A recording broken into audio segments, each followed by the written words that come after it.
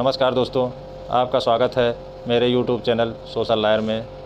आज मैं आपको एक और मुद्दे की ओर ले जाना चाहता हूं, जो प्रायः समाज में प्रचलित है कि अगर आपकी ज़मीन जो आपने बड़ी मेहनत की कमाई से बनाई है या आपके बाप दादाओं की भूमि है, तो उस पर अगर कब्ज़ा हो जाए तो हम क्या करेंगे, हमें क्या करना चाहिए।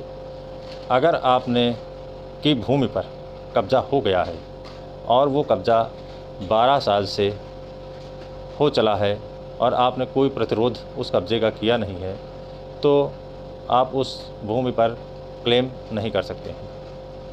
और अगर आप की भूमि पर कब्ज़ा हो गया है और आपकी जानकारी में आ गया है और आपने उसका प्रतिरोध किया, तो आप उस पर क्लेम कर सकते हैं।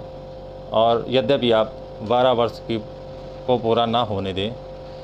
और स्पेशल रिलीफ एक्ट है, इसके लिए सरकार ने बनाया हुआ है 1963। इसके अनुसार आप जो है कोर्ट से रिलीफ पा सकते हैं अपने कब्ज़े के लिए कि स्पेशल रिलीफ एक्ट की धारा 5 में के अनुसार आप मुकदमा कर सकते हैं। CPC के तहत दीवानी न्यायालय में आप मुकदमा डालेंगे और कब्ज़ेदार से वहाँ सवाल किया जाएगा कि आपके पास इस भूमि के कौन से कागजात हैं जिसके आधार पर आपने यहाँ पे कब्ज़ा कर लिया है। कब्ज़ा करने वाले के ऊपर दारोमदार होगा कोई साबित करे कि उसने कब्ज़ा कैसे किया है और वो कैसे हकदार है। अगर कब्ज़ा करने वाला व्यक्ति उस भूमि पर निर्माण कर रहा है या तंबू कनात लगा कर बैठा है या कोई और भी निर्माण कार्य शुरू करना चाहता है, तो उसके लिए आप न्यायालय से स्टे की प्रार्थना कर सकते हैं और उचित समझते हुए न्यायालय उस पर स्टे दे सकता है और मिल भी जाना चाहिए स्टे। उसके बाद जो विपक्षी पार्टी है उस भूमि पर निर्माण कार्य नहीं कर सकेगी, तो आपको ये साबित करने का मौका मिल जाएगा कि आप किस प्रकार से उस भूमि के मालिक हैं। दोस्तों, मैं पिछले भी वीडियो में कई बार बता चुका हूँ कि अगर आपने कहीं आवासीय प्लाट ख़रीदा है या आपकी कोई भूमि प्लाट के उपयोग में, आवासीय प्लाट के उपयोग में आ सकती है या शहर में कहीं भी आपने उसको परचेज़ किया है, तो उसको खाली मत पड़ी रहने दें। उसमें कम से कम बाउंड्री गेट और अपनी नेम प्लेट ये ज़रूर लगाएं और हो सके तो एक कमरे का भी निर्माण कर दें, जिससे कि आपको इन सब परेशानियों से ना गुजरना पड़े और अनावश्यक विवाद जन्म ना ले। इसके साथ साथ मैं ये भी बताना चाहूँगा कि जब न्यायालय से स्टे मिल जाता है तो इस बात का भी स्टे मिलता है कि कब्ज़ा करने वाला व्यक्ति किसी अन्य पार्टी को वो भूमि बेच ना सके। क्योंकि आपने देखा होगा कि 20 या 25 साल, 15 साल इस तरीके से सिविल वाद चलते रहते हैं। वर्तमान समय में पेंडिंग केसों की संख्या न्यायालय में बहुत अधिक है और उसमें सिविल केसेस बहुत ज़्यादा हैं और समय भी बहुत लगता है और आप जो है कोर्टों के चक्कर लगाते रहते हैं और व्यर्थ परेशान होते हैं। इसलिए आपको जो मैंने बाउंड्री वाल बनाने की सलाह दी है, इसको ज़रूर अपनाएं और अपने प्लाट की देखभाल भी करते रहें।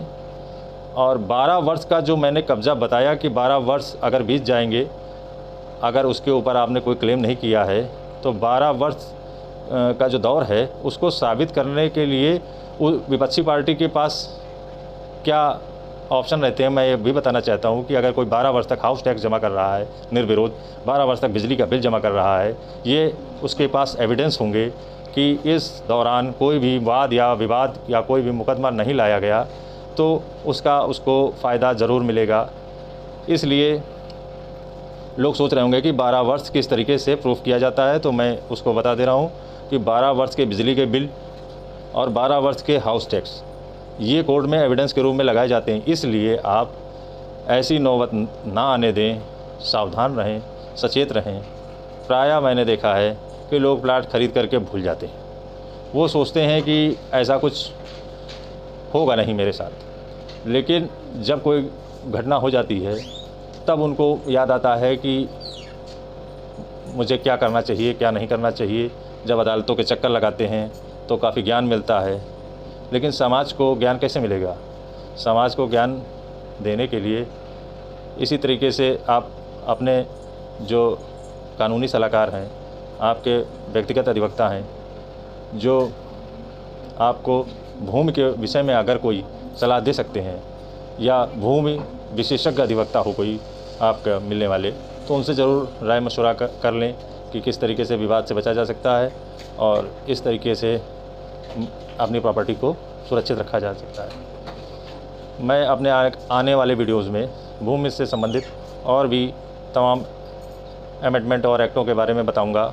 और अगर आपको मेरा वीडियो पसंद आया हो तो लाइक करें, सब्सक्राइब करें और शेयर भी करें। और मैं अपना इंस्टाग्राम आईडी इस वीडियो में दूंगा और उसमें आप कोई भी सवाल पूछ सकते हैं। बहुत बहुत धन्यवाद।